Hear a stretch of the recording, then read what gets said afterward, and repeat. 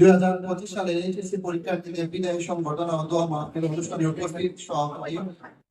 উপস্থিত সম্মানিত প্রধান অতিথি এবং বিশেষ অতিথি, আমার সহকর্মীবৃন্দ এবং প্রিয় ছাত্রীরা, সবাইকে আমার শ্রেণীমতো আদাব, নমস্কার এবং শুভেচ্ছা। আর যারা পরীক্ষার্থী আছে তাদের জন্য অনেক দোয়া রইল, শুভকামনা রইল, তোমরা ভালোভাবে পরীক্ষা দিবে।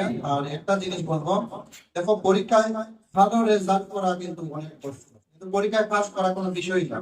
আমরা যদি প্রতিদিন 3 থেকে 4 ঘন্টা পড়াশোনা করি, পরীক্ষার খাতায় ফুল আনসার করি, যেভাবেই হোক ফুল আনসার করতে হবে, পাস করা যাবে। কিন্তু যারা ভালো রেজাল্ট প্রত্যাশী তাদেরকে বলবো 8 থেকে 10 ঘন্টা পড়ার জন্য অবশ্যই ভালো রেজাল্ট আসবে। এবং পরীক্ষার খাতায় যতটা গুছিয়ে সম্ভব, গুছিয়ে খাতাটা যতটুকু উপস্থাপন করা যায় ঠিক ততটাই তোমরা উপস্থাপন করবে।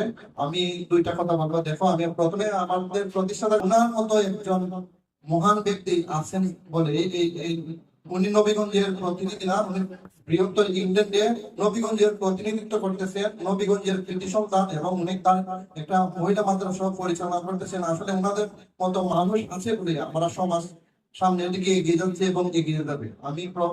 আমি তোফাজ্জল ইসলাম চৌধুরী স্যার, উনি আমার বাংলা বিভাগের প্রভাষক ছিলেন, উনি আমার সরাসরি স্যার। আমার সৌভাগ্য স্যারের সাথে কাজ করার সুযোগ হয়েছে। স্যারের সম্পর্কে কিছু বলি, তোমরা অবশ্যই এইচএসসি পরীক্ষা দিয়ে বা ভালো ভালো রেজাল্টের মাধ্যমে জীবনের উচ্চতর শিক্ষায় দিকে এগিয়ে যাবে, জীবনে ভালো কিছু করবে এবং ভালো মানুষ হবে। পাশাপাশি আমি কিছু বলবো, দেখো আমরা পেলে, ম্যারাডোনা, মেসি, নেইমার, আরো অনেকে, রোনাল্ডোর নাম শুনেছি, তাদের অনেক রেকর্ড আছে। কিন্তু আমার মনে হয় আমাদের যে তোফাজ্জল ইসলাম চৌধুরী স্যার, প্রফেসর, পাশাপাশি পরপর 3বারের মেয়র, পরপর 3 বার 17 বছর মেয়র, এবং পাশাপাশি একটা কলেজের প্রভাষক হিসেবে দায়িত্ব পালন করে। আমার মনে হয় না আমি যদি 3 বার জন্ম নেই আমার দ্বারা সম্ভব হবে না। অবশ্যই অসম্ভব ভালো মানুষ ছিলেন এবং সমাজের জন্য কাজ করে যাচ্ছেন এবং গিয়েছেন বিদায়ী। উনি মানুষের মনে এবং হৃদয়ে এখনো আছে। হাজার হাজার ছাত্রছাত্রী আছে যাদের মনে তোফাজ্জল ইসলাম স্যার একটা আইকন, কিংবা স্যারের নামটা এখনো স্মৃতির পাতায় লিখে আছে। তো আমি অনুরোধ করে বলবো বিনয়ের সাথে, তোমরা একদম তোফাজ্জল ইসলাম চৌধুরী করো।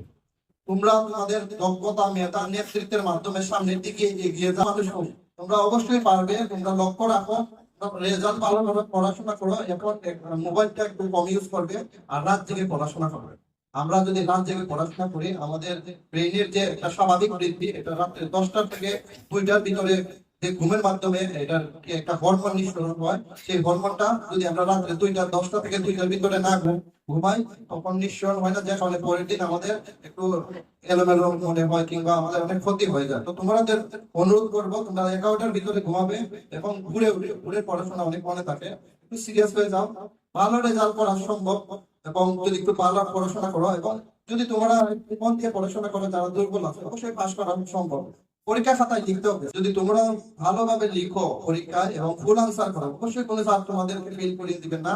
এবং যারা ভালোভাবে প্রশ্নগুলো গুছিয়ে লিখবে তাদেরকে অবশ্যই স্যার তারা ফুল মার্ক দিবেন এবং A+ অবশ্যই আসবে। সবার জন্য শুভকামনা রইল।